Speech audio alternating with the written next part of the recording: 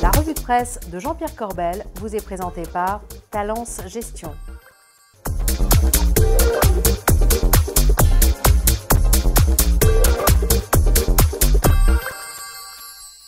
Bonjour, c'est mardi et c'est la revue de presse avec Jean-Pierre Corbel. Jean-Pierre, bonjour. Hello Bogdan, ça va bien? Bah, moi, ça va. Allez, on commence. Pour une fois n'est pas coutume, on va mettre de la musique. Partie magazine dans cette revue. Pourquoi? Parce que la musique adoucit les mœurs et j'ai des nouvelles qui ne sont pas forcément bonnes cette semaine. Donc je me suis dit qu'on allait commencer en douceur. Un extrait d'un groupe que j'aime beaucoup qui s'appelle Moriarty. Alors suivez-les bien. Hein. Et surtout, regardez le guitariste avec la chemise blanche. On en reparle après.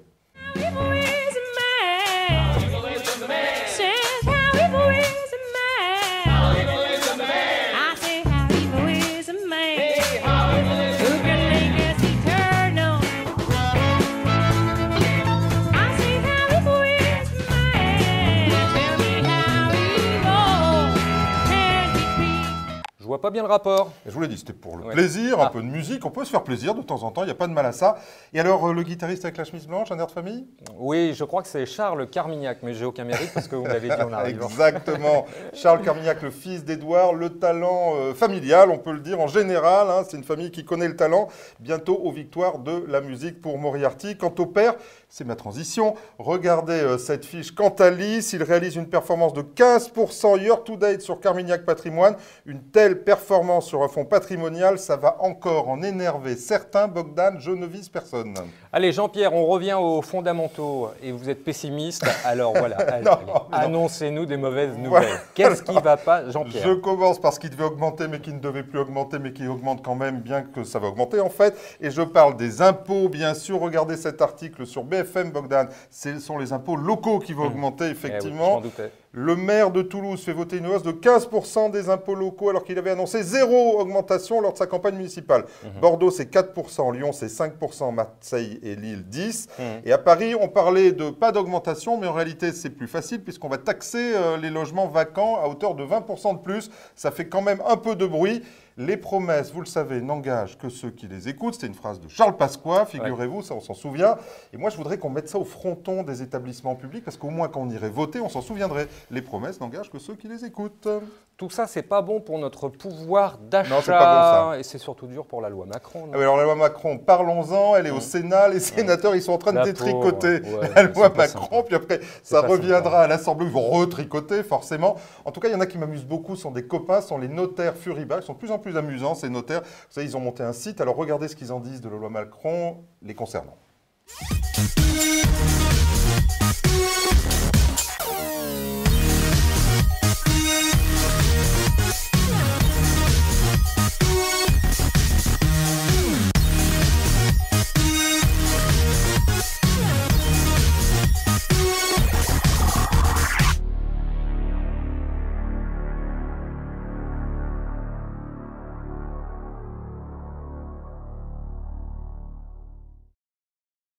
Bon, ben maintenant, je comprends mieux où passe notre argent. Bon, allez, le reste de la semaine. On continue sur la fiscalité. Vous vous souvenez, la semaine dernière, Bogdan, je vous parlais de l'amortissement accéléré. C'était une des mesures pour relancer l'investissement. Ben, ça n'a pas marché.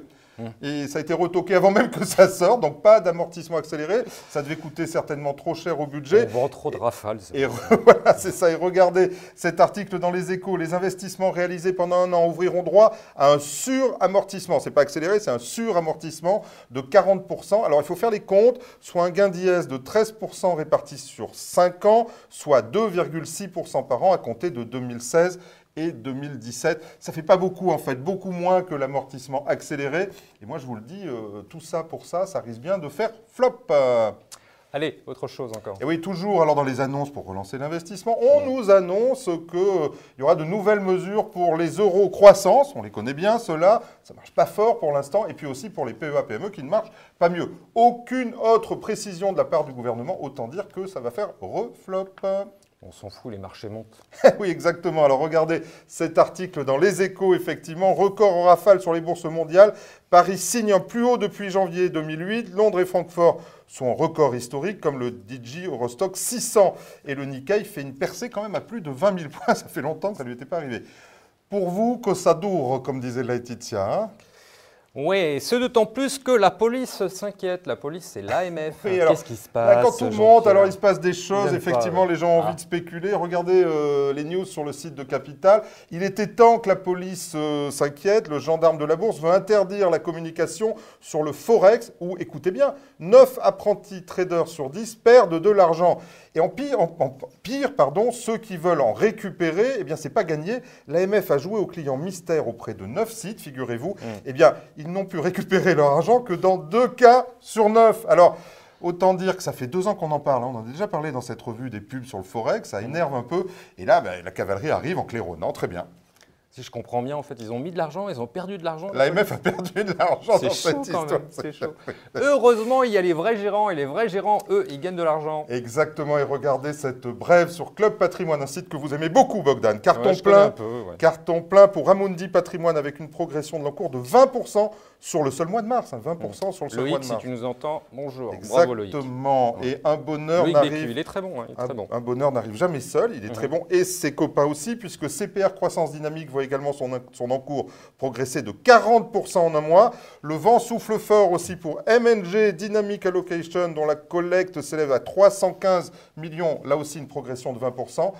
Club Carmignac Patrimoine augmente de 571 millions. En général, c'est la star de la collecte. Eh bien non, elle se fait piquer la première place. Par qui? Par Nordea. Nordea Stable Return avec une collecte de près de 584 millions. Vous le voyez, Bogdan, les fonds chouchous des CGPI. Les Vikings débarquent. Les Vikings, puis l'ensemble des fonds chouchous des CGPI font carton plein. Bravo à tout le monde. Hein. Je vois Super. enfin le rapport avec les CGPI. Exactement. Bon, allez, un peu de chauvinisme maintenant. Allez, oui, une couverture de challenge. Regardez bien les meilleurs masters français. Et bien évidemment, quand on parle de master et de DU, qui est-ce qui est en tête quand on parle de finance, Bogdan? C'est Clermont-Ferrand dans la catégorie finance. Clermont tient la tête du tableau et nous en sommes très fiers. Alors bravo à toutes les équipes, la fac, Jean-Marin Serre, Jean Oulanier bien évidemment, le Patriarche, Catherine Orlac et toutes les équipes. Bravo pour vous que ça dure aussi. Ouais. Ce d'autant plus que je suis persuadé que vous êtes un bon prof, Jean-Pierre. Non, je suis très mauvais. Jean-Pierre est président de l'OREP. C'est eux qui sont bons, c'est eux qui sont bons. Bon, allez, juste pour rire maintenant. Allez, qui aime bien châtie bien. J'ai beaucoup parlé de Carmignac dans cette revue. Ça va casser là. Non, gentiment. Ouais. Mais bon, je vais lire la presse internationale aussi, figurez-vous. Je suis tombé sur l'AGFI Genève. Alors l'AGFI Genève, c'est l'AGFI en langue française et en suisse, hein, bien évidemment. Et légitimement, donc on est en français. La pub Carmignac, alors vous vous souvenez, c'est le couteau à plume. Moi, j'ai jamais bien compris cette pub dont la symbolique m'échappe un peu. Et là, donc on est dans un journal en français, eh bien, la pub est en allemand. Klicken Sie hier, Bogdan, disent-ils. Les Suisses romands apprécieront. Alors vous me direz, ça peut se comprendre, parce que des Français qui ont un compte à Genève, il y en a de moins en moins quand même. Ils sont tous passés au Oui, Liechtenstein. c'est compliqué. Bon, juste avant de terminer, Jean-Pierre, on se retrouve jeudi parce que je crois qu'il y a les gérants flexibles qui viennent en plateau ici. Exactement, c'est jeudi. Alors on a très belle maison, Amundi, JP Morgan, La Française et MNG, excusez du peu, une table ronde d'experts sur la gestion flexible. Et je vais leur poser la question, avec ce qui se passe en ce moment sur les taux et sur les actions, est-ce que le flexible devient de l'équilibrisme? Oui, il y aura juste une question. Non, il y en aura plein. 3 quarts d'heure, voilà. Jean-Pierre, merci beaucoup. Merci Bogdan, à la semaine prochaine et à jeudi bien sûr. Quant à moi, il ne me reste plus qu'à vous remercier, à vous donner rendez-vous mardi prochain. D'ici là, gardez-vous bien.